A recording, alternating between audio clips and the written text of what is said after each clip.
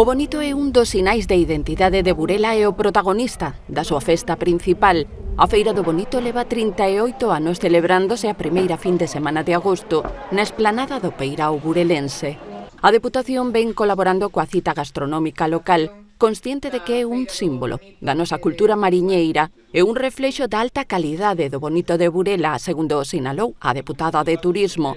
Pilar García Porto participou xunto á alcaldesa de Burela, Carmela López, na presentación da feira que organizan a Sociedade Cultural Ledicia e o Concello.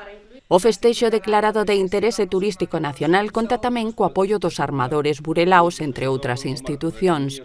Todas as persoas que se acheguen á Vila Mariñeira o sábado día 3 e o domingo 4 de agosto poderán degustar racións de bonito preparadas de diversas formas, cada cal máis saborosa. Para abrir boca, a Asociación de Cociñeiros de Lugo fixo unha demostración en directo das cualidades culinarias do bonito organizada pola Deputación na Praza do Concello.